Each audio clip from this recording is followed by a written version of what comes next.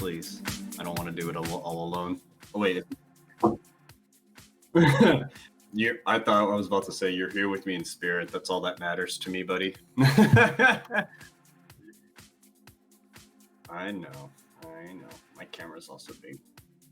My camera's being weird. It's like still loading up, so I mean, probably it might be just the server itself too. Well, we get a great screen for now, so no, it's fine like this. I can always just turn it off and then turn it back on, see if it works that way. But while it's loading up, it's fine. People know what I look like. People know what I look like anyway, so let's get on with this too. And welcome everybody to, what is this, episode 2? Yes, yeah, it's episode 2. Yeah, I forgot we already did one other episode 2. So episode 2 of an analysis of very interesting dudes. The longest named podcast with probably the shortest people in the server.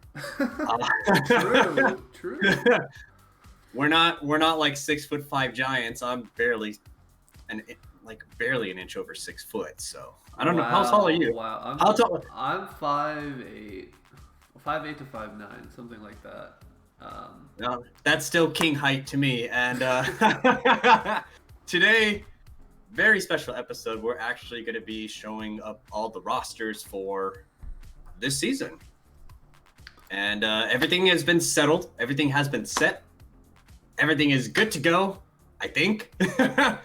So yes, I think we're good. Let me just rejoin real quick. And I'm left alone. Oh my god. Okay, I don't know what the fuck. Why is your camera not loading? It's bothering me. It's okay. You know what? I'm just gonna keep it like this too. Okay. But the hands covering the eyes picture totally, makes up for like what it's almost like me trying to make it a surprise for like, oh, what's the roster gonna look like? Is it actually gonna look good? Because a lot of teams are like talking about, or a lot of players are thinking like, oh, there's a bunch of super teams. Yeah, we are here to dispel those rumors, so it's gonna be interesting. There's no such thing as super teams when you're surrounded by boosted monkeys. So that's so if do we could go ahead and bring up all right. Yeah, let's bring up the roster list too. So we did show a little bit of the rosters. We did add more players to it, which we'll probably talk about after the roster change or roster announcements. Ooh, bad enemy. Actually, I did not update some of these. The newest team is not, the captain is not moved up. So, whoops. I'll get to that after. Definitely. Let's just go through the first list too. So I want to go to team 1? Okay, so just quickly, I'm assuming this is what we're gonna do. We're gonna go through all the teams, and then we're gonna come back to the players sheet and the coaches sheet, talk a little bit about that, and then do a little Q&A. Yeah, we can do that definitely too. Cool. So top is top. I can't even talk today. It's been a long day. I just got off a radio show. But I'm assuming the top 10 highlighted are all the captains. Yeah. Yes. So that will be Complex, Ignite the Ice, Yogiza, Mailbox, Tenkujin. That's aided, but he's actually no longer a captain, so it's actually Demon Angel.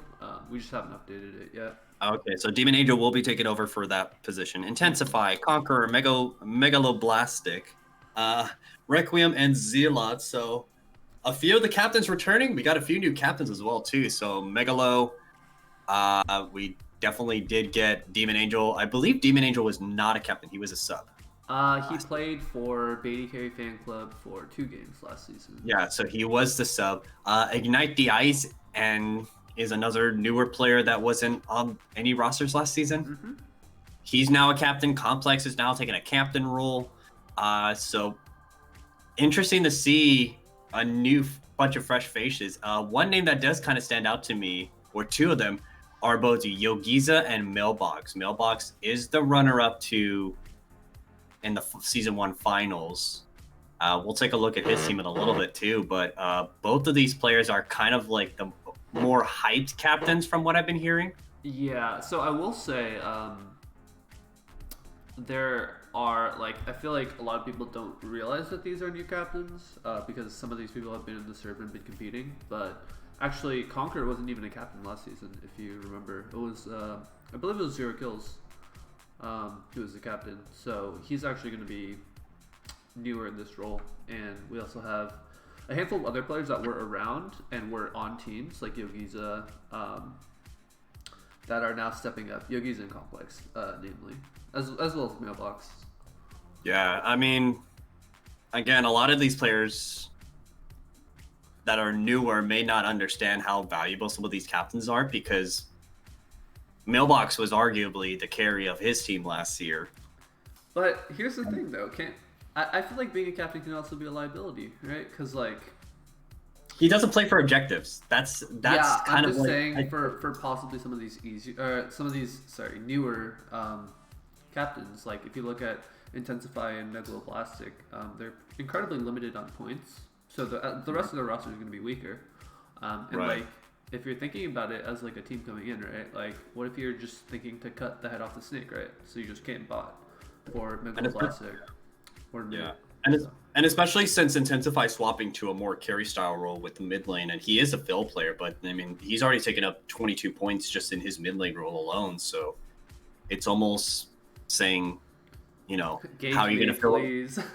Yeah, and like, does he have a strong jungler? Does he have a strong bot lane? Because we saw what Mailbox did with kind of his point system. Mm-hmm. He was able to get a solid top laner. His bot lane played even enough to kind of, help, play around the jungle. And he had LP Bandito in the mid lane to kind of just hold down the fort and also make plays in the mid lane. So Yeah, it's sure. going to be very interesting to see. So why don't we just get right into the teams then? yeah, definitely. First team is Espada. I don't speak Spanish. And Which is apparently the sword in Spanish if you haven't taken Spanish 101 or you're just too lazy in your high school classes, people. yeah, I do think it's an interesting name given that none of these players I think are Hispanic. I mean, you can name your team whatever you want. Yeah, it's a joke. It's a subtle joke. It But will be Complex being the captain though. Very well known last season as for dominating the top lane in most matchups, but now he's actually swapping, right? yeah, he was our top laner. He went from top lane to 80 carry, and it's gonna be very interesting because I think he's one of the few players that, while I think he does have a potential to carry, because as someone who was an 80 carry, I can definitely say like this season, like if this was a few weeks ago when we were starting the season when 80 carries were becoming still meta, I think it would have been different. But now there seems to be like this transgression towards where bot lane is not the main focus anymore. Kais is getting nerfed. I believe a few other 80 carry champions are being nerfed in this upcoming patch, the 11.7. So the big issue I have too is he going to be able to carry from his position? What is he going to pick? And also he kind of does tilt. And this is what I want to see them, because I feel like this is one of the very few teams in this league that if they tilt, they don't know how to play from behind. Well, so I think the team is going to function very differently from Complex himself. If you look at the roster that he's bringing in, pretty much all of them are unknowns for this league. Kip, Master 23, looking like a very strong jungler, worth 17 points. Definitely like Plat 1 Diamond tier jungler. And then we have a Platinum 4 mid laner. So I think the jungle mid synergy is going to be pretty important. Looking like they are not necessarily trying to win top with a 4-point player. I mean, it's possible. We saw some 4-point players do really well last season. But with this season, I think top's going to be a lot harder. So it looks like they're just putting all of their points into the rest of the map and trying to carry from there. Yeah, that's going to be kind of the interesting thing too, is because only Carnage is known as a really good control mage player. I've played with him before, and he's a really good control mage player. But this is going to be a new environment where it's kind of like, okay, you've played with some of these people, but how well can you adapt to kind of like certain people's play styles? So, and this is a bunch of different mid laners, and he's actually been comparing up against too. So, I mean, he has looked good from what I've been hearing too. He has looked good in certain scrim games, and he has had some of his like down performances. But I think only Carnage is probably going to be someone to keep an eye out for. Yeah, so kind of going off that earlier point though, like, do you think a balanced roster is the way to go? Because like I could see possibly like this is an expensive bot lane. This is a 20-point bot lane, but if they just get bodied by like a 30-point bot lane, I don't see this roster working out. You know? Yeah, and one of the things that I kind of did note too was the fact that it's how aggressive can this team be when they have a lead, and how passive will they be if they're from behind, or are they going to try to force plays when they're behind too? And that's always a key question for every team. Mm-hmm. How well can they play from behind? How well can they play from ahead, and things like that too? I feel like if this team gets ahead, they have the macro knowledge to win the game. I just don't know if they're willing to pull the trigger when necessary. Yeah. Because I feel like their hesitation sometimes comes from the fact that they want to play around towards complete ultimate vision, and if they don't have that vision, what's going to happen too? Well, and again, yeah. we talk about the bot lane. If bot lane falls behind, that's dragon control. It is if mid going, sorry. it is a high elo jungler, so I think they'll be pretty good on fights where he's actually in the fight and the objective. My main concern for this roster is actually weak side, so I can see their top laner being a liability as well as their bot lane. I could see those lanes struggling if they don't get jungle attention. So that's kind of where I'm a little bit nervous for this roster, but obviously I think you have a different opinion. We have 10 teams. I honestly would say, like, if everything goes really well for this team, I would say this team is top 4 or 5. I'm not sure yet because again, we still have other teams to go. We have like 2 like I'm gonna be looking at the rosters, and I'm gonna be probably doing like preseason power rankings with no bias. By the way, I don't want people to think I'm biased, but I'm trying to like squad number 1. No. Wow, we're throwing that out there. We're throwing shade out there. Didn't you guys go winless last season? Hey, we put up a good fight though. We won the hearts of the people, so you know. All right. So let's go on to team 2. But yeah, I really. But just to point out with team 1 though, I think La Sparta, in all essence, can be top a contender for sure. I think a balanced point distribution leads a team to be able to improve more during the season. So I definitely see them performing really well. Definitely too, and we're going to be heading over to Team 2, which is, I believe, the first of our super teams that people have been coining. Yeah. So Star Queen Asuna, Ghost of the team is called Royal Vagabonds, and the captain's Conqueror, by the way. Yep. They got Conqueror and 0 kills. Back at it again. Star Queen Asuna going from support to top lane, and then. With the wow, John. I wouldn't call this a super team, but they're one. I honestly think they're one piece away. No. If they coin flip on the right side, then they're a super team. But if they're not, then they're not a super team. and I want to point this out too, because this is my main concern for this team. While they have a lot of strong players in, I think, top side and bot side, the biggest question I have is Conqueror and Ghost of 0 kills, and I'm so worried because we have seen Conqueror either be the best mid laner or one of the best mid laners in the league, or he just absolutely shits the bed. Honestly. So, and then it's the same thing with 0 kills. 0 kills is kind of, he's gonna jump in on Tristana and somehow get a quadra kill, or he's gonna jump in on Tristana and just int. Like Tactical did in that game versus TSM. Like, he's good at doing that. I think that you also need to look at the landscape. I think 0 kills against weaker players is actually very strong. He does have the tendency to be too aggressive when ahead sometimes, but he was a diamond level 80 carry. It may not show in his rank anymore, but he has like the knowledge.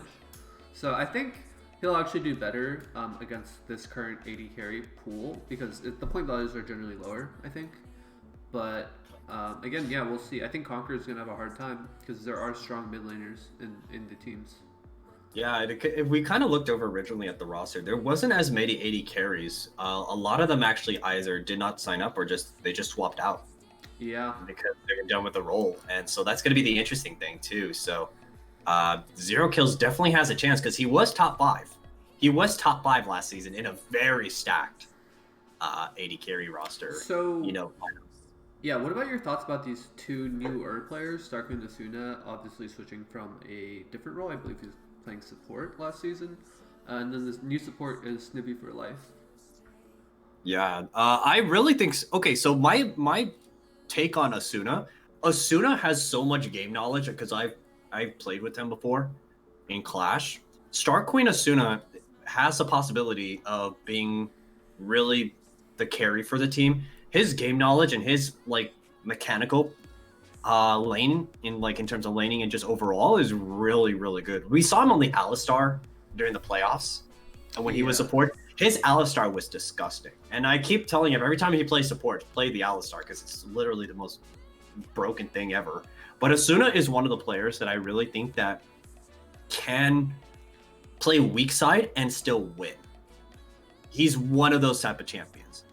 But if let's say Ghost of Sidro goes up to, I don't know if I'm even saying it right, Ghost of Sidro, Sidro, I don't know how to pronounce it. I don't know. Sidro. Ghost of Sidro, if he camps that lane and he snowballs Asuna, he could be like a 1v5 machine. Well, Is it I kind of want to take a counterpoint to that. I actually think Asuna is going to struggle, because I've seen some pretty expensive top laners in one or two of the teams, and also because I think that we're going to see the same thing as last season, where it's going to be tanks. And what is a Riven going to do to a tank? Like, not too much. Like, you can give up a kill or two as a tank and still be useful later. So, I mean, we'll see. You know, I think 1v5 potential is there.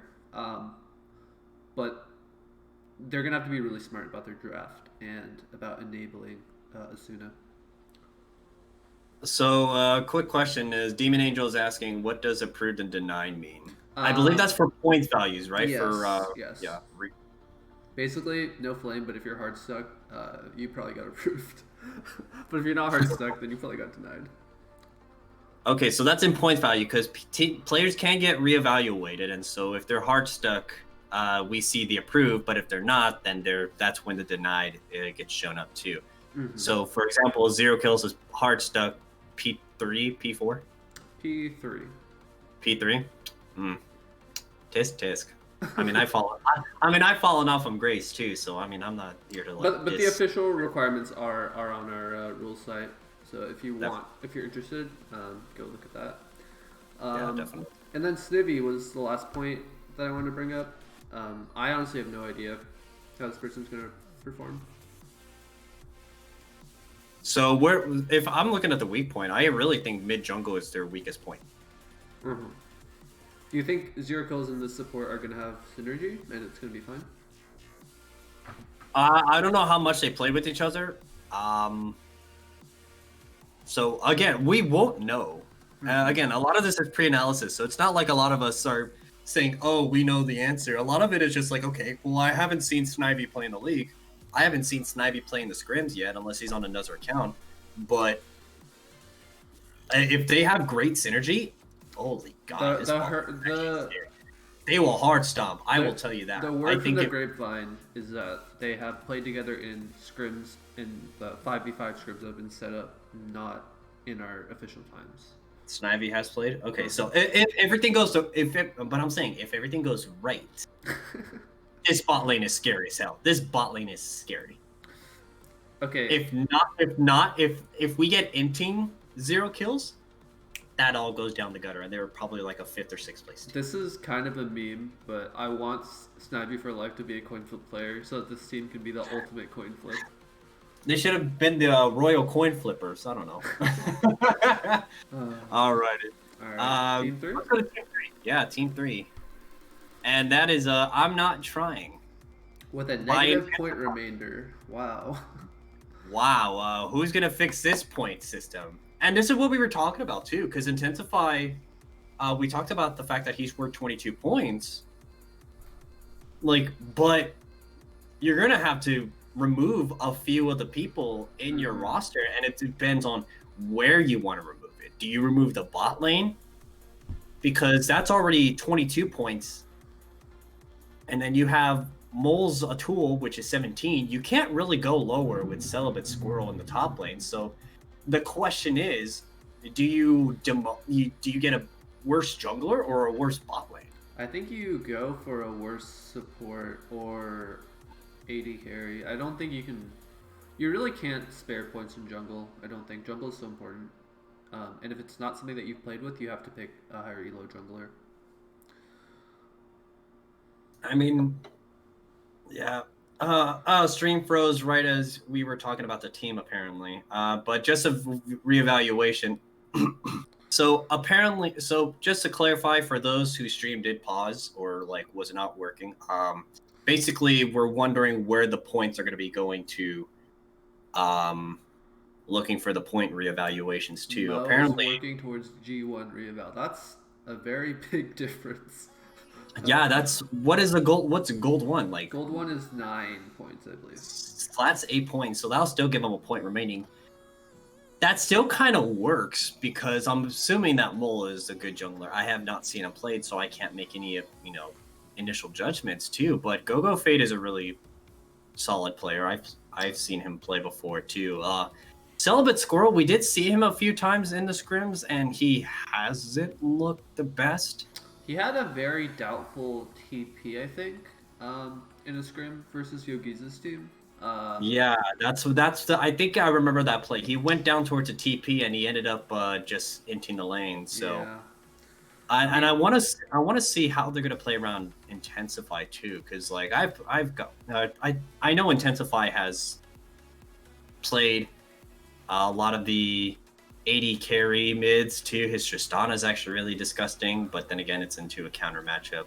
I mean, with the number of players that play like Yasuo Yon in this league, I honestly think his pool is not bad. Like his pool isn't bad though. That's what I'm saying. Like he's a good player, but I want to see like he needs to play 22 points worth, or they can't. Or I don't see them winning. Like he really needs to carry his lane and solo kill. Like I think it's the onus is going to be on him. He needs to be 1v9. Yeah. And like I personally haven't really seen that as much in his games. He's played kind of a second fiddle to some of his other players. But there's always room to grow, and I think mid lane is one of the best places to do it. You just really got to get into that carry mindset, just like no fear. Like I'm gonna demolish them. Like But if you ban him out, what is he gonna play? Is he gonna pick Is he gonna pick an off meta role that's may work or may not work? And that's gonna be the big question because he plays Kindred mid. I honestly kind of want to see him move towards like hard carry control mages like Syndra, or like. Why are you wait? Why is Intensify all capping? We are a civil. True. We are a civilized nation here, my man. I mean, like, if you become like a menace in the late game, like, then you can kind of play your own game. Like, you can build your team and you can play early game and mid game on your own terms. And then once you get to late game, you just win. You just roll them. Like Syndra, Azir, Vladimir. I think those are all really strong picks. I do think he's top 3, but I do want to question whether or not, like, A, is the team going to be really great together? B, what is their mental? Because it's kind of like the same situation with Complex, where Intensify can kind of tilt depending on the outcome of the game. So will a mental thing happen too? And that's a lot of question with a lot of different things. Like their team name is I'm Not Trying. So doubtful. Intensify, if you want to defend yourself, you're more than welcome to. We're just giving our takes. You don't give it or take. You should change your name to I'm Trying My Hardest, or I'm Giving 1000%. Then we'll know. We'll know. Nah, it's different. But I really think he's top 3 for sure. Like I think Intensify is definitely. If I'm assuming, we don't know how we definitely don't know how seasons turn out. But so, I definitely think. Final question: top of the pack, middle of the pack, bottom of the pack. Dude is 100% perma tilted. I'm only perma tilted when I see your face Intensify. Like that's the only time. So. Let's go. Let's go to T4. Let's go to T4. No, you ignored my question. Okay, my final question for you. Top of the pack, middle of the pack, bottom of the pack for this team. Honest opinion. Honest opinion? Mm-hmm. Lowest would be middle. I would say that their lowest is middle. Okay. And that's me being generous. That's me being generous. And the thing is, I don't want to say they're going to be like bottom tier because I really think there is going to be a lot of games where Intensify is going to be popping off on that 1v9. But if he falls behind, who's going to step up and carry from that team, though? That's the big question. So, because Intensify definitely is able to 1v9, but if you have one good player one great player versus 5 good players, you really can't win just because you're one great player. Then you get the rubber ducky team situation where you kind of just get rolled everywhere. Like, it's really hard. But yeah, team 4. So no names yet for this team, but we're assuming it's Mailbox's Angels. This is the season 1 runner-up. They will be running it back with their top laner and their support. 2 big holes to fill, though. I mean, they do have their fill in a mid laner to replace Bandito, but having to replace Nikolai after they picked him up earlier midway through the season 2. And they got to finals. I mean, it is going to be the Mailbox show again because every time he gets ahead in any game, it's just disgusting. Zuko is a really strong. Honestly, what could be an angle here? Like, I'm not trying to say anything, but Bioster maybe. I mean, he is. I mean, there's probably a good amount of it. There's not a lot of 80 carries left. Yeah. That are able to be picked up. But, I mean, and that's gonna be the big question though. But that's gonna be the big question though. But they're gonna have the same synergy from last season, and I think with top jungle. So I think that's where you can definitely win lane. I want to know though, depending on their bot lane, are they gonna get someone aggressive to work with Potato, or is it gonna be I don't think they do. Kind of just a stall lane. Kind of just a stall lane. I don't think they should. That's my honest opinion. I think Rune Tato sells in team fights, but I think they should just sack laning phase and just try to scale, and then play off Mailbox and top for the early game.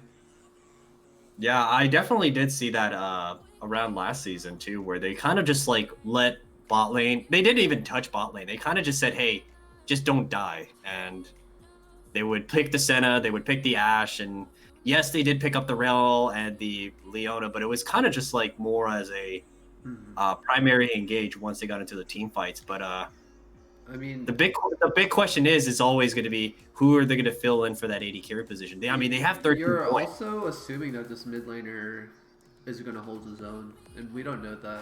So that's another question mark for this team.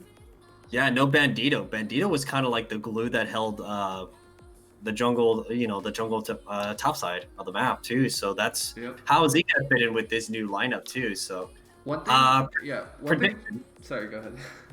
I was about to ask for prediction, but go ahead. One thing that I really want to see from them is a coach. I think they struggled in draft, and I think they struggled in game, and I really think they could excel if they had a diamond competitive player coach. I think it would do a lot for them. Because they're all good players. It's a very solid roster from those 3. They just need to iron out a lot of the small issues that they had. So we'll see. Yeah.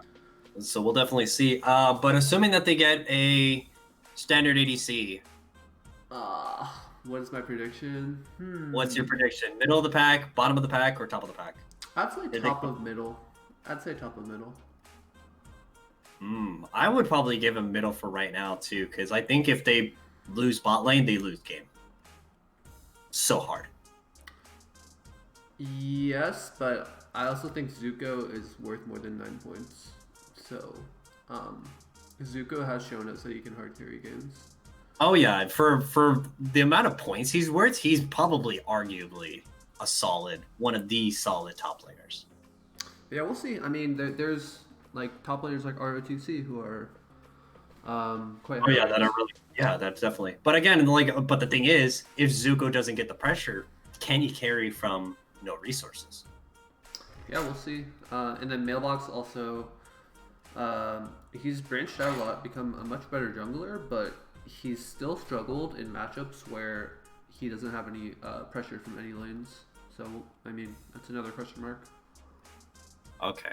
Yeah, I think middle of the pack is still a good thing for this team in general. Let's go on to Team 5, the Babies Z. This is like one of the biggest question mark teams. No, I don't. Okay. I mean, we haven't seen two of these players at all. Two of them are new this season. Yeah. I mean, Demon Angel goes from a backup to a full-time starter with this lineup too, because he was on Beta Carry Fan Club last year or last season. So, but he looked good. He looked good in his start, though. That's a thing. Yeah, he did look really good in his 2 games, and that's going to be the big question with this lineup. Are they just going to kind of play around the same style, where it's just like, do they just focus on playing around Demon Angel and just pick for him? Well, they are. It's a 30-point bot lane. It's a 30-point bot lane. Oh yeah. I mean, and across the rest of the map, I mean, that's a 24-point top jungle and mid, and that's what's going to be a little bit interesting too. Is that I think the big question mark has to be the top side of the map. Yeah, I think top and mid. I guess mid also is in that. But I think we've seen Shovel Go Blink play a few games. I think he played Malphite and Yorick. His Yorick game was quite good, but his Malphite game he struggled. We'll see. I mean, competitive play is a lot different from scrims, so I think top and mid may struggle. I think jungle might be okay because they have a strong shot caller in Demon Angel. Yeah, definitely too. But the other question I have too is that, we do criticize, the top side of the map too, but Beyblade in particular too. A lot of people know him for like playing two champions, and then he's okay on the rest of them. So the biggest question is, if he falls behind, what's going to happen? He better hope there's no Renekton players in this league, because that's not going to be a fun time. Oh, definitely too, and I think one of the biggest question is if he does get that Yasuo, if he does get that Yone, are they going to be focusing on banning Renekton, or on just banning out his those counters? Because we have seen him in counter lane matches where he hasn't done well. Yeah, so you weren't here at this point, but last season we had a Diamond Yasuo player, Lamar Jackson fan, and he picked Yasuo in his first game. And then he got bodied by Castoroma. And Castoroma was like plat 4 and against the Diamond 4 mid laner on his main champion. So, like, I'm concerned if Blade doesn't practice and learn how to play weak side for some of those matchups. Because even a high ranked player got absolutely destroyed by a player who actually understood how to play the matchup. Yeah, too, and I want to see how No Intelligence and Shovel Go Blinks too, is if their synergy is actually really good too, because we'll see. Yeah. We'll definitely see too, but my prediction is that they're gonna be an entertaining team. I don't know. Is it gonna be Frankenbeans 2.0? No. What I'm saying is this team is going to fight a lot. That's what I think is going to happen. I think they're going to be fighting across the question, are they the legitimate team coin flip? Because I know we talked about Conquer and Damar earlier, or 0 kills, but is this team coin flip, or are we still calling Team 2 the team coin flip?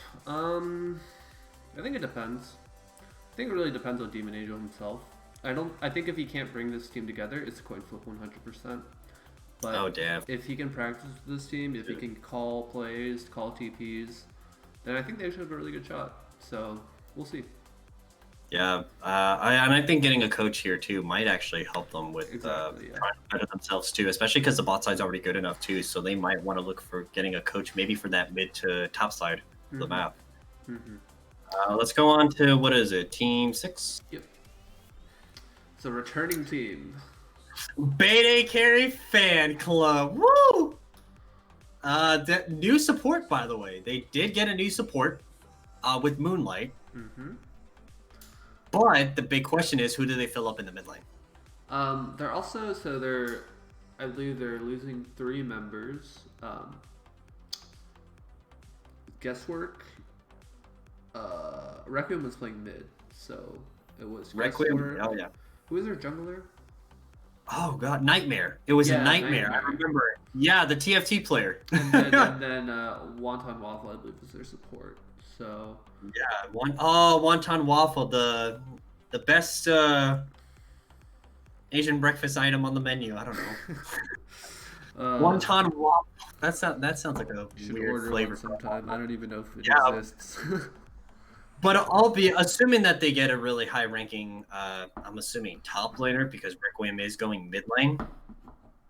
No, Requiem is going top. No, he is going. I thought you said he was going mid. My bad. Yeah, he went mid last season.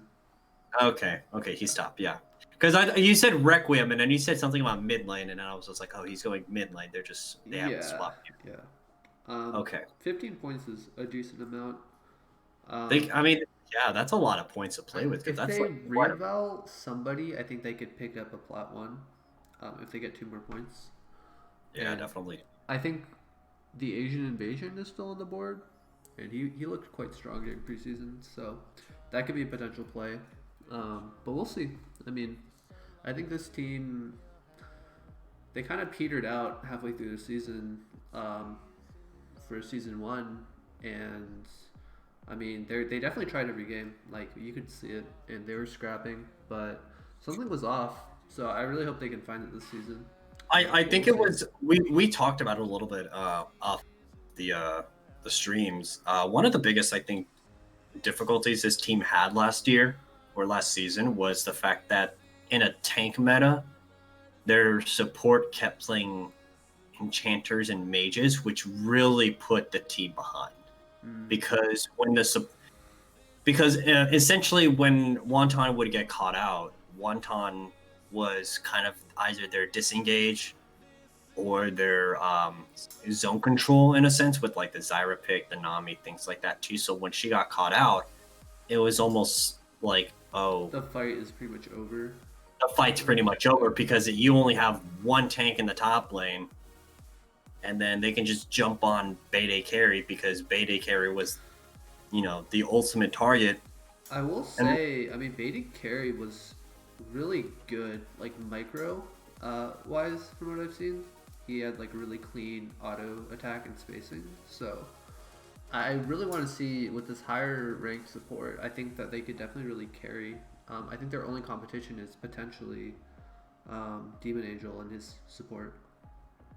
Yeah, definitely too. And I if they're friends, I want to gap Bede Carry them out.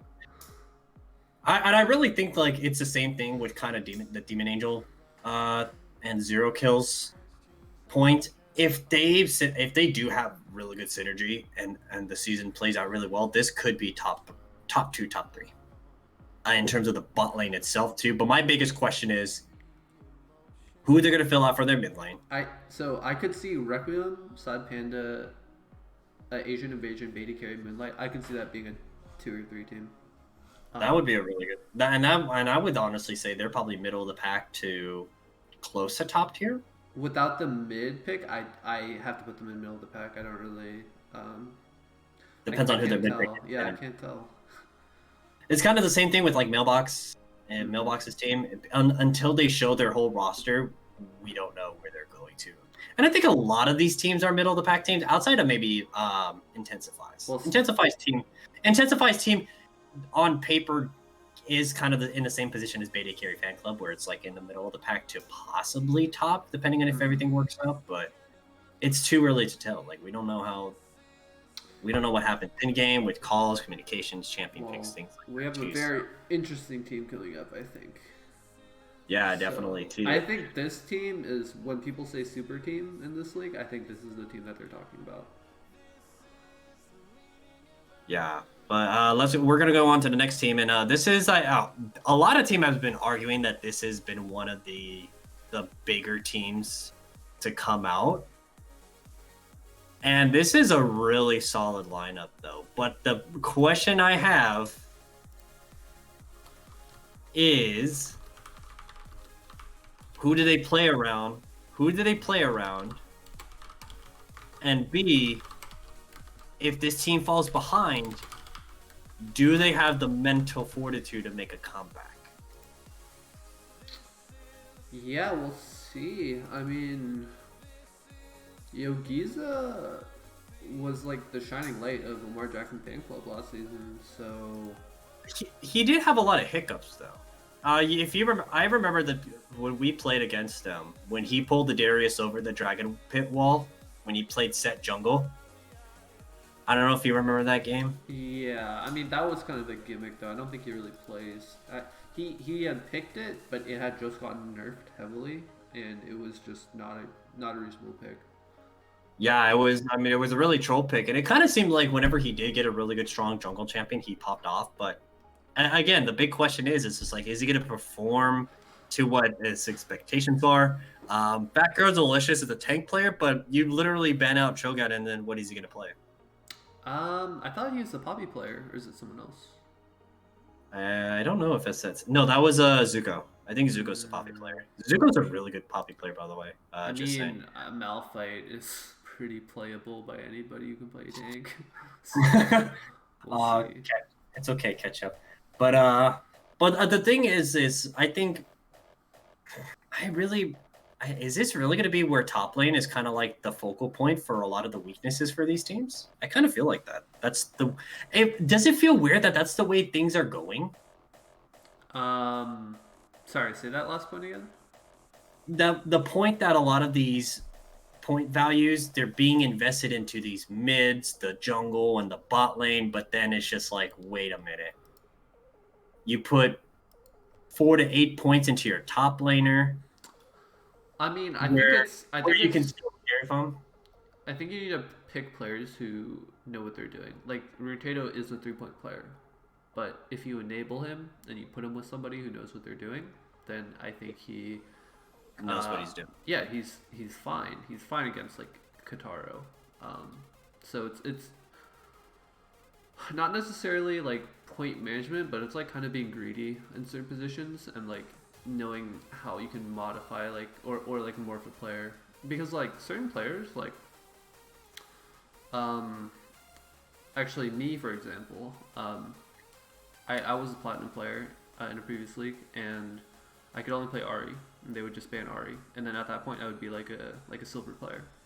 So it's like, what points are players actually worth after you get into the game with like your whole draft and everything? I think it's very different from what you see on these numbers.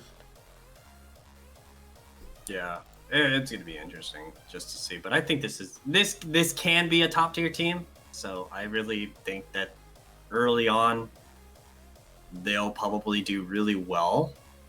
Mm-hmm. But the big question is, I don't know. I don't know.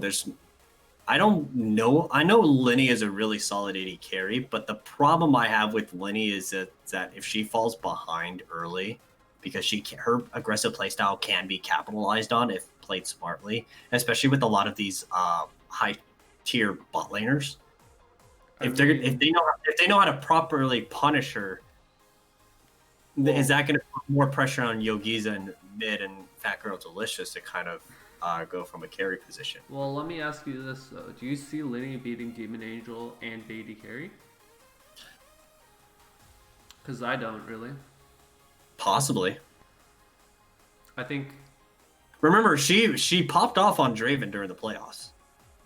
Even though they lost the game, like the mechanics she has on Draven should be kind of an indicator that she can play well and do well with the against some of the topper tier AD carries. But the big question is if she doesn't have an advantage in the lane, what's going to happen? That was with JT River though, who's arguably like one of the higher ranked supports last season. And he's also very aggressive. Yeah. And Kitaro, I think, is known for being a little bit more passive. So we'll see. We'll definitely see here too. So I would put them towards the top. Yeah, I think. Okay, so let me go back to the list just to make sure. So I think a team like I'm not. So far, I really think I'm not trying Beta Carry fan club, and then this team, whatever they decide to name themselves, would be a top team. I definitely think they're within top 5. We just don't know where yet. True. All right, All so let's move on then. Team 8. Team Ignition. With Ignite the Ice. Interesting name. With also a really long description of his Twitch stream. Like, Sure. if you notice, do you notice in the Discord every time he puts up his Twitch stream, he has like 10,000 lines on there, and it's just like, geez, holy. Hey, man's got a lot to say. Okay. Just post your stream and we're done. No kidding. I mean, But yeah, but there's gonna be one of the big things. One of the newer teams. We saw them in scrims, and they just got absolutely dumpstered, to say the least. I mean, that game was disgusting. I think it was closer than we. It was close in the beginning. It was close in the beginning. But then it got disgusting.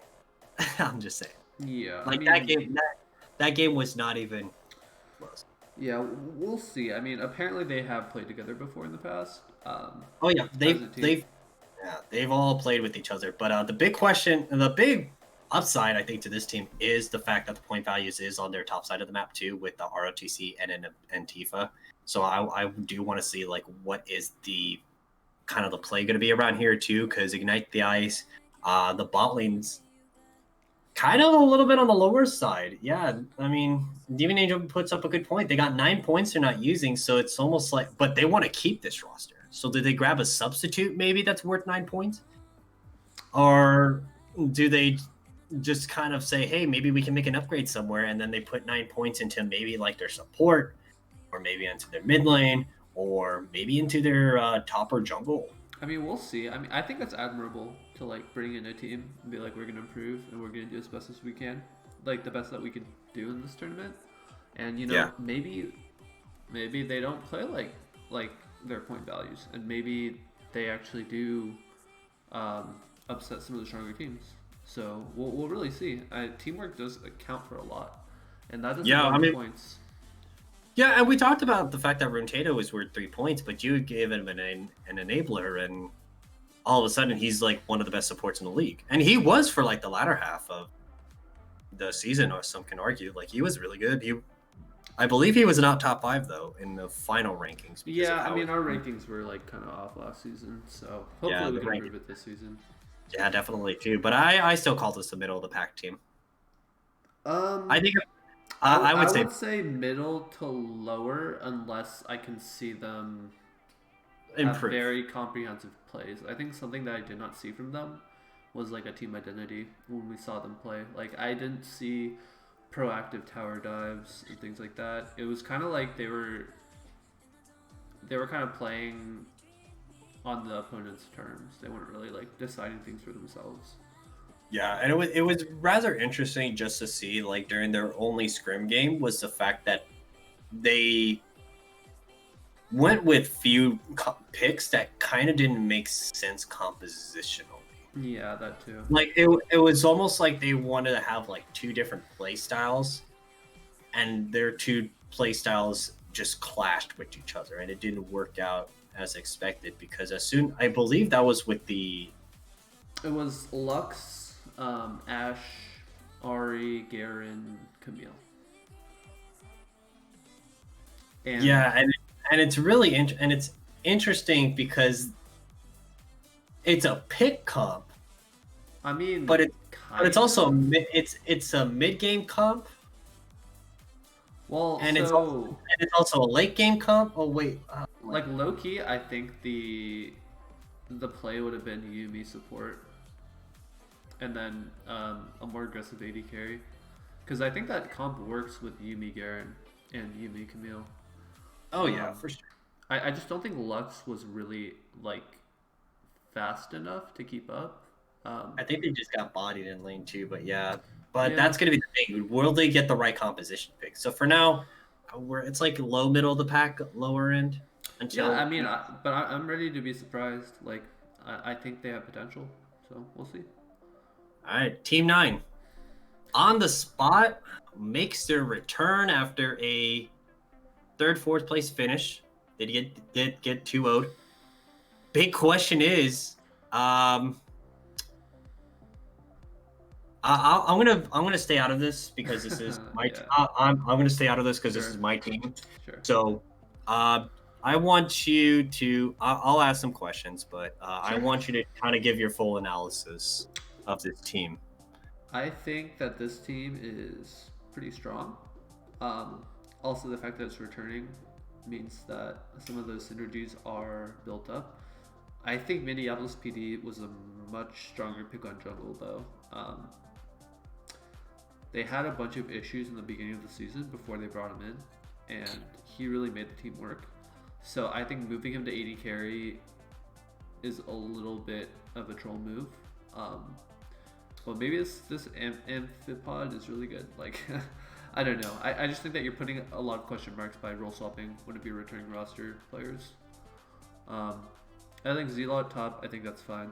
I think he may struggle against like ROTC or other top ranked top laners, but I think he holds his own and kind of bodies lower ranked players. Amphipod, I really don't know. Nikolai, I really don't know. JT Ripper, pretty good. And then they do have their coach, so I mean, we'll see. I know they're committed and they're very competitive, so we'll see how it turns out. Hello, hi, Demon Angel. Yes, you know who I am. So that's why I'm not. I'm refraining from talking about my team. So I'm not gonna. That's why I'm kind of not making any comments I on mean, my team. I So will say they're, from what I remember last season, their shortcomings were from, I think, draft they struggled a little bit, and then yeah, I think some of their games were really close, but they just did not. They either were in the game because of the opponent's mistakes, or the opponents made mistakes and they didn't capitalize off of them. So I think they kind of just need to elevate themselves to that next level, and that it's really hard, especially in competitive. Like, you have to be very disciplined. You have to practice a lot. You have to know what you're doing at every point in the game. But I think they can do it. So we'll see. I mean, I've heard good things, and I'll say this. I mean, good things have come out from the coach too, because they're talking about it in the chat right now too. The question is though, like, where do you kind of see their strong point, their weak point, like, and where they're going to be placed at? Yeah, I think they're gonna be. I'm like, I'm wary because I don't want to jinx it. But I think they're 3. I think they're 3 out of 10. 3 out of 10? No, like 3rd place out of 10. That's what I'm saying. Like, Going wow, third into- place. Wow. I think wow. we're gonna have some upsets. I think we're gonna have some really strong teams that we don't really know going in. I mean, because arguably this is probably, like, if you just look at the point value for the team, it's the best point value team in terms of being balanced. There's no superstar like 22 point and a 4 point or 1 point top You mean laner. the Dank Kim situation? Like the Dan Kim situation, right? Oh god, that was horrible to look at point wise. But yeah, look at, if you notice a point value, they're all so close to each other, and it's not like, Yeah, only Ignition is has a big surplus. yeah. But if you look at the team, I mean, a lot of these were either in these players were in semifinals or in finals last season. Not Amphipod, unfortunately. Why am I talking about my team in third person? Because I'm trying to stay away from being biased. I mean, I'm honestly like, I'm not trying to like be disrespectful here or anything, but I'm going to straight up say it. Being in semifinals or quarterfinals, I don't think is going to have any effect on how a team performs this season. I think it's a very different landscape, and we'll see. I think that your points would hold true for a full returning team. Right. I think that a lot of these players have been split up, and it's really gonna be different. But yeah, I mean, we'll see. What I'm saying is like, even if this does turn out to be a really strong team, it's not necessarily because of them making it far last season. It's gonna be because of some other reason. Can't talk about on the spot, bro. Stop being biased, Red Panda. Jesus. All right, let's move on. Let's move. This Let's is move on. Too controversial. Final team. Unnamed. Also, Josh, stop kissing my ass. This is a team that has to fix their point value. It's a tilt mid laner. It's a tilt mid laner. Oh, I guess I don't know. Fixing their point values, but Castroma, Megaloblastic picks up Castroma and Axiom, and then they get Inferno 92 and Fallen. Inferno 92 was one of the stronger mid laners last season, so I'm cautiously hopeful for what he's going to do this season. I think it's going to be good. And Axiom is also and on that Frankenbean. I believe he was on Frankenbeans, right? Yeah, he was on Frankenbeans. He was their best. He was arguably one of their best players. So it's, you get a strong mid laner, you get a strong top laner, you get a strong support player. The question is, if Fallen can be the pinnacle AD carry that kind of help hold the glue in this team. Because Inferno 92 is also, it's not a bad jungler for the point value he's worth. What is he, like gold 1, gold 2? Gold 2, that would be. I mean, he wasn't that bad of a jungler last year though. No, he Inferno was mid. actually, He was mid. This is a swap. Yeah. Oh, so okay, that's what I remember, because I was like, I know he was really good too. Like Axiom was their best player, but Inferno 92 was no pushover. Yeah, he wasn't. He solo killed some of the stronger mid laners last season. He is an Apex Predator. I don't know if that's a reference to the Apex game. I've never played it, so I don't play Apex at all. I will say, hot take, but Hot take. number 2 team. Oh, what? I think if they practice, I think it's the number 2 team. You are giga trolling me, to be honest. I didn't even have that. Wow. I think Axiom Castroma can roll a team if they're at 100%. That is a hot take if I've ever heard of one. But I mean, we'll see. I think their 80 carry is gonna have to step up.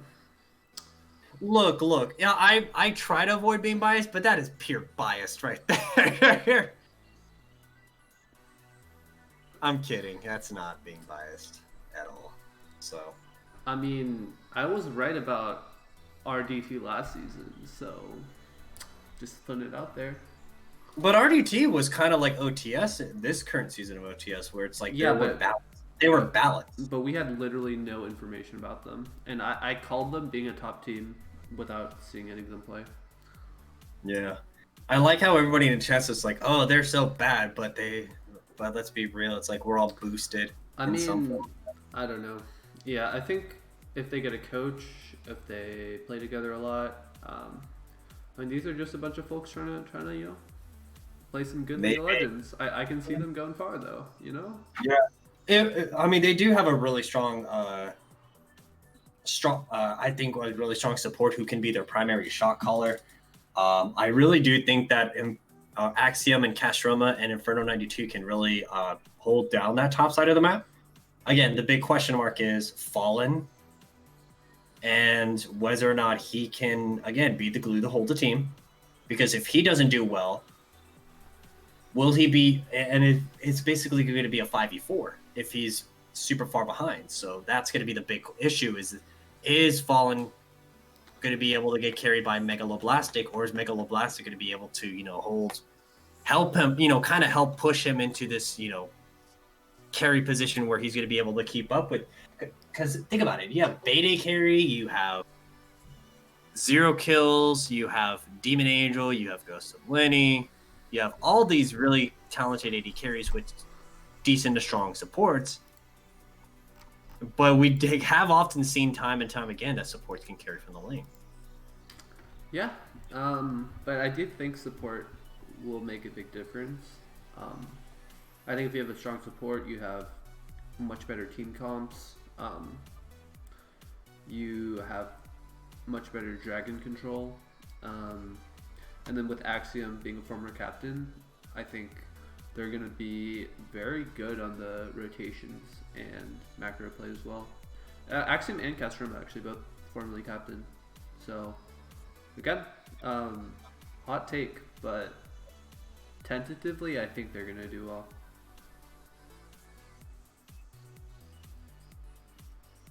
Interesting. But yeah, let's go over some of the players first before we wrap it up. Some of these aren't marked just because we haven't really. Some of the teams aren't completely full, like negative point values or whatever, so we're kind of avoiding those. The ones that are marked in as taken are marked in red, so those players we can easily tell that they've been picked up. But yeah, I mean, I don't know, what kind of role do you think is the most interesting to look at for now? I think the fact that we don't have a lot of 80 carries this season is leaving the pool a little bit wide open too. Drown hasn't been picked up yet, which is interesting because I think Drown is really good.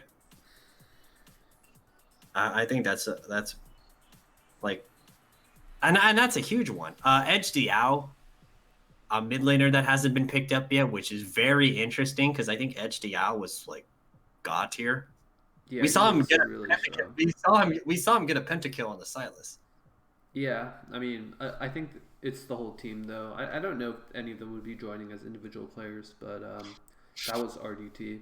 So yeah, unfortunately, teams aren't going to be able to go against the Kings of last season, but we'll see. Yeah. Yeah, another play. I am really surprised that the Rubber Ducky team.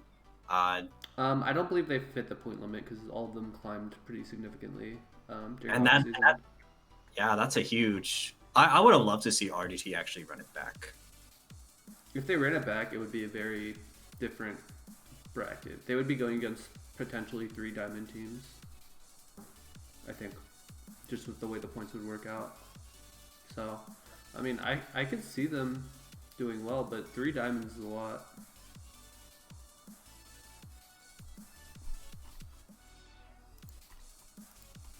Sorry, I'm kind of looking at other players too to kind of see which ones we missed. Rewa is a Phil player and has not been picked up. Killer Ketchup hasn't also been picked up, right? Yeah, I believe he was on a team briefly, but then he was kicked off or something like that. Like there's a lot of strong players on here that have. I mean, you'd think of Shinoli, Half a Night, good players. You talked about Rewa, Edge Diao. I mean, there's a Drown. I mean, there's still a lot of good players here. It's interesting that even with a little bit of the point system kind of being upgraded, no one picked up Snoopy. Yeah, that's the other thing. What about Booster Boy? Booster Boy didn't get picked up. Or unless he's still having internet issues. I think he's still having, internet issues. One thing I will say is I really wanted to see like a 22 point team with like. Okay, so like apparently Rewa. Sorry, go ahead. Rewa is apparently coach. Oh, okay. Apparently, I don't think he did, but I'm reading the chat right now. So, Rewa said he can't play, but he's going to be coaching. Interesting. I will say also, potential captains, and we'll be going over this in a captain's meeting, but you can pick up players during the season. So, like, if the player doesn't have 200 games right now, you could wait until they do and then apply for a reeval. But yeah, it's you would have to find a substitute for the games before, and they would have to actually be on your team. You can't like, if Megaloblastic tried to walk into a game during week 1 with this roster, it wouldn't work because he has negative points, so it'd just be a forfeit. But again, that'll be explained. I mean, yeah, I honestly haven't seen too many of these players come out for like scrims, so I can't say a lot about it. Yeah, I mean, we are also going to probably see a lot of people from outside, just like friends of friends. Definitely. I think it's time for Q&A. Yeah. If people have questions just about the league in general. Do you always stream scrims? I think No. that's not always. That's like a majority of the time, though. Well, so during regular season, we're just gonna stream the regular season games. We're not gonna stream scrims. Um, But we have been streaming scrims, I think. yes, in place of regular season because we haven't Yeah. gotten to those games yet. But that's like 2 more weeks before the season starts, correct? Yeah, regular season's gonna start next Thursday, Mm. so we have 1 more week. Ty loves you says a ghost question mark. Don't really know what that means. When is Ghost of Kip gonna make its appearance?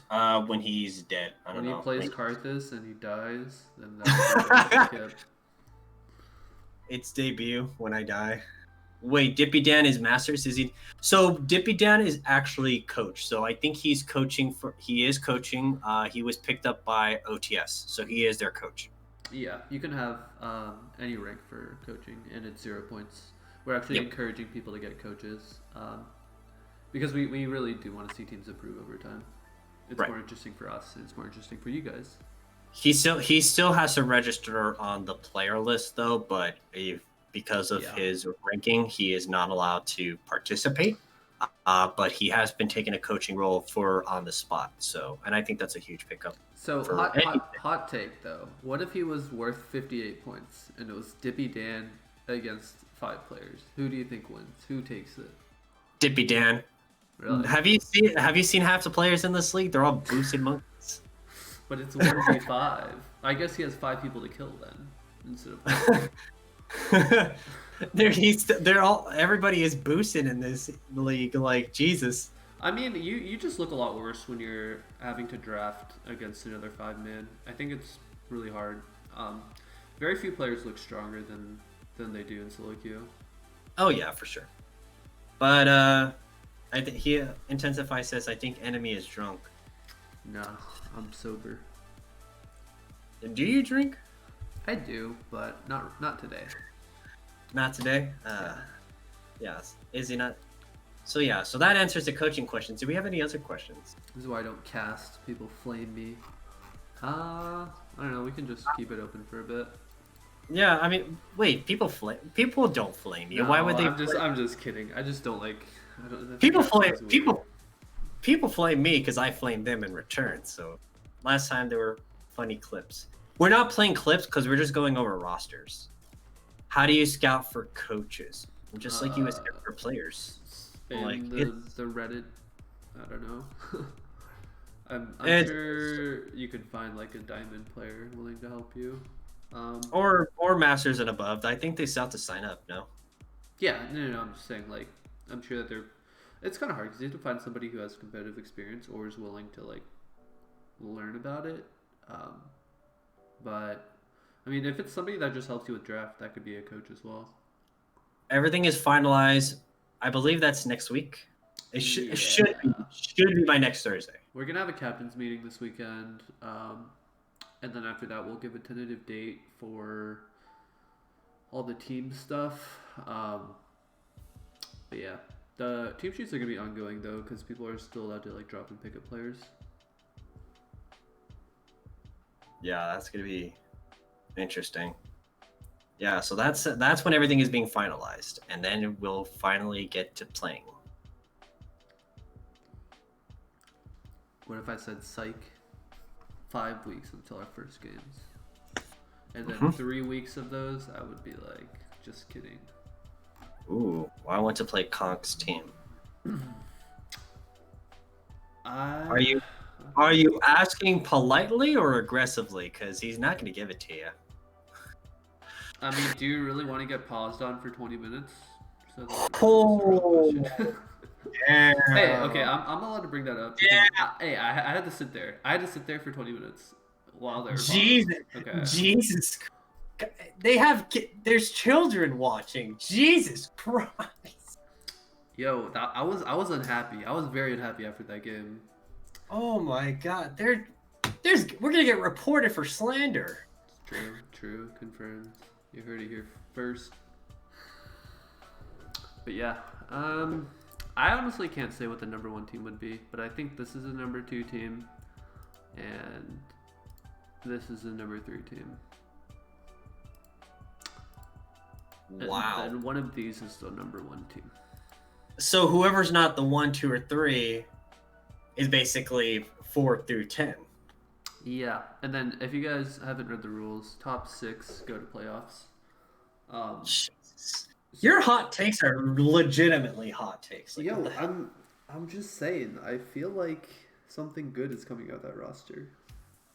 Which one? The Megaloblastics team.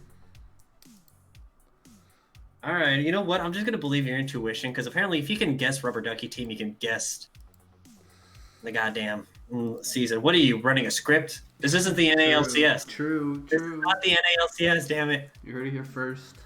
Just halfway through, somebody's keyboard unplugs.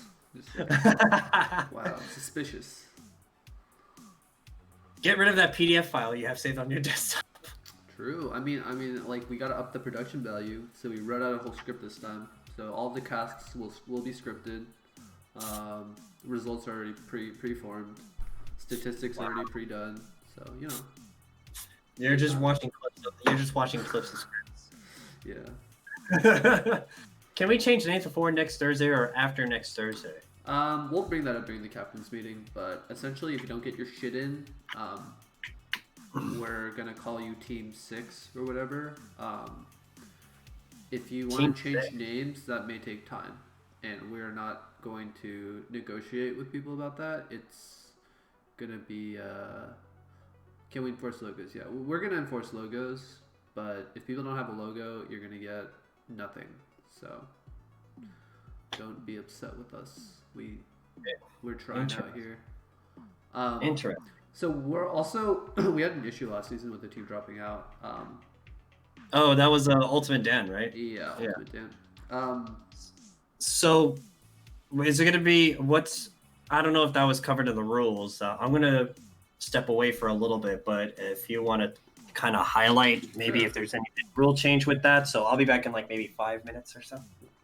Yeah. I don't know if we're gonna handle it differently, but there's a lot of issues with bracketing and things like that. The only way that you can reform a team so far that's 100% safe is if, like, let's say a majority of the team leaves, but like one player is willing to stay after and then pick up 4 new players, then that would be acceptable. But bringing a new 5-man people in is something that we would need to talk about, and probably won't be a lot. But yeah, reforming the team. I mean, you can pick up and drop players whenever you want.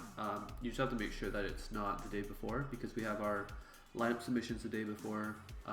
Official rules and official times are on the site, but if you don't submit your lineups, you get a ban penalty.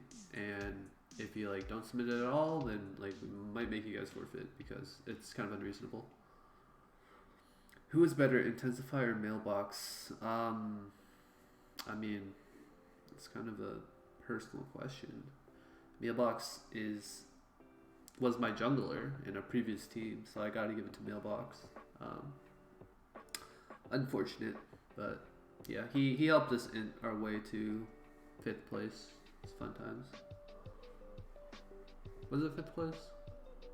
No, we were like 6th. I don't remember.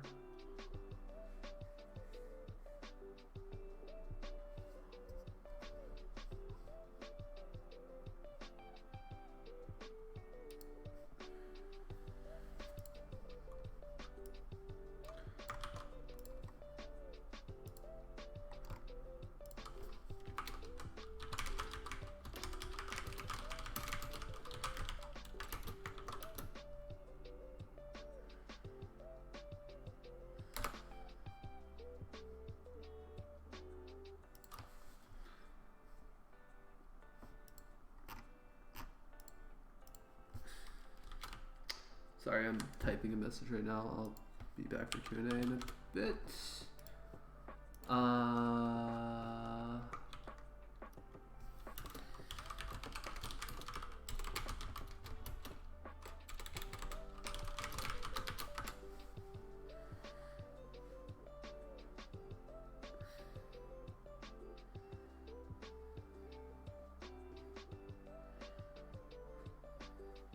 Can we hire coaches who don't coach but instead do homework for our players so they can be available more often? That... Oh, it's not locked? What do you mean it's not locked?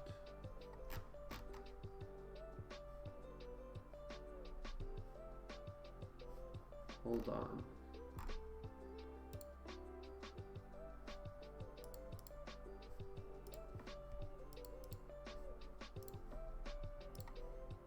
All right, I'm back. Intensify made me have a mini heart attack, but he's wrong. They can't edit. It's okay. Wait, what happened? What happened? We dropped the link for the player sheet. I think he's concerned about people seeing. What do you mean? What did Hunter do? Blame. They can't edit it. We set up permissions. Plus, you can also edit review history to see who did it. Yeah. So, there's no point.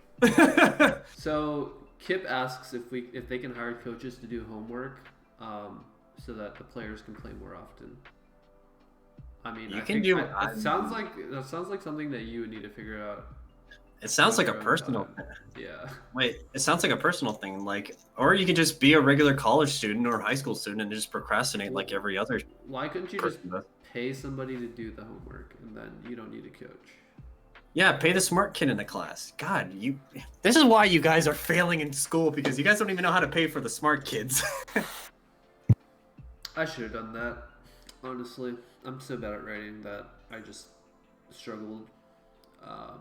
Like writing essays and shit. I just never got it. I was just really bad. Yeah, so be sure I'm gonna. Yeah, so it's gonna be. Well, what's your number one team? My number one team? Yeah. Oof. Let me look at the list.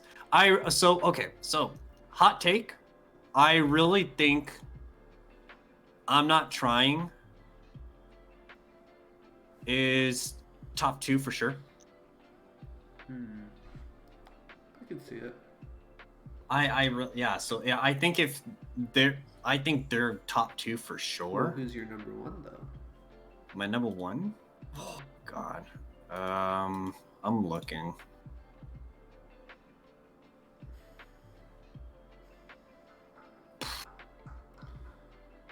Can Flo do my homework if he is a coach for another team? Again, it's a personal conversation you need to have with Flo.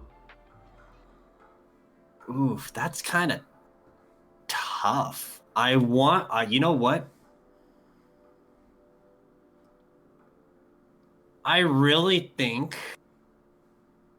I'm Not Trying can be number 1. So early season, early thinking, I actually do think I'm Not Trying can be number 1, but it's not going to be like a runaway. How is Mo going to drop from 17 to 8 points? I mean, I don't know. Is he really hard stuck? If he's really hard stuck, then yeah. I mean, the rules are in the rules, so if it's by the rules, then it would be okay. It's funny that I always notice this, that I've always noticed that people question the rules, and yet we have them laid out yeah, they have them laid out flat out, but it's just like, okay. We're gonna be like a lot less lenient about that stuff. Like, we had some issues with players and captains being upset when penalties applied to their team because they didn't do certain things last season. And we were pretty understanding, but this season that's not happening. Like, we spent, like, from our perspective, we spent a lot of time and we thought about these rules pretty long. And we think that they're pretty fair. And yeah, it's kind of disrespectful to be like, I didn't read the rules, so I shouldn't get this penalty. Okay. I really do think, so I really think it's a close for first, but I really think I'm Not Trying can take first. Second, I would probably say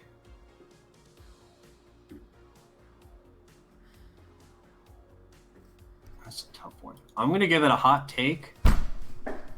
But I really think Megaloblastic's team could be second. OTS could be third. I do agree with you there. Fourth would probably be either Yogiza's team or Complex's team. So you put all Vagabonds pretty low, huh? I mean, that 3 through 6 is up in the air. It's basically, I think OTS, Vagabonds, in no particular order, Esparta and Yogiza's team are all going to be fighting for that 3 through 6 spot. And then that's where it matters the most, though, right? Because that decides your bracket, or if you even make playoffs. That's true. So, yeah, I mean, but that's a thing too. It's like a lot of the other teams that I didn't mention for that 3 through 6 can make that 3 through 6 spot. So and then it's just like it's the same as last season. It'll be a bonanza. That's what you're telling me. It basically depends on, because I mean, think about it. We saw the number 1 team like halfway through the season just become the number 5 and the 6 team. Yep. And then. Yep, I was there. I saw it. Wait, intensify. Do you mean like top 3 player or top 3 team? Because if you're talking about player, Mailbox is definitely top 3. Team? Oh, you're talking about team. Ooh, that's a hot take. I mean,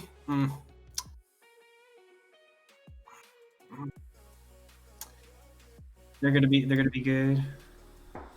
Yeah, that's the other thing. Yeah, that's such. I hate this. I hate the fact that everybody's like solid across all their roles and their players. It's just the fact that we don't know what's gonna happen come season 2, the start of it. So we won't know. BFC is being slept on. Wasn't that Big Boys Club? It was Natural Big Boys Club. No, Beta Carry Fan Club. No. Sorry. Wasn't that Big Boys Club? The Demon Angels question. It was Natural Big Boys Club. What does Bad Faith mean? Bad Faith means that you reevaluate while you have like I don't know. It's just like trying to be scummy. I can give a so like you're intentionally throwing your game to reevaluate at a lower point level so that you can basically use more points towards like better players. Yeah. So that let's say like if Mailbox was D3, which I think he's point valued at, right? But he tries to like reevaluate and go lower to like maybe P2 so that he can get like 4 additional points. So another issue that we like, a very simple case, what Bad Faith would be is like if you reevaluate your whole team and none of them fit the 200 games, and we have to go and look through all of your accounts and then check all of them and be like, oh, you don't have 200 games. Like, we're gonna spend a lot of time doing that, and we're gonna be pretty pissed about it. So that's kind of where Bad Faith comes in. It's like, oh, like, fuck it, I'm gonna throw all these revals out, and maybe we get one. Like, I don't want you, like, personally, we don't want you guys to think like that, because then we have to go and spend like 5 hours doing that. Like, it's not very fun. So yeah, that's kind of what we mean. Like just if it's, let's just be reasonable. Like, and if it's a very cut and dry situation, like, we're probably gonna okay it. Like, yeah. Don't talk shit about Corey's 60-hour work weeks. Did he have 60-hour work weeks during the last season too? Like the whole season?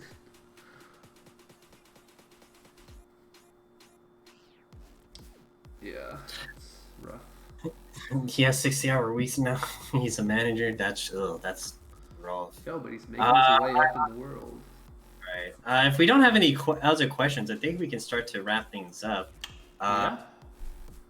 Don't forget to check out this stream. Don't forget to check out my stream. I'm going to actually be streaming Kingdom Hearts. It got released for PC every game today.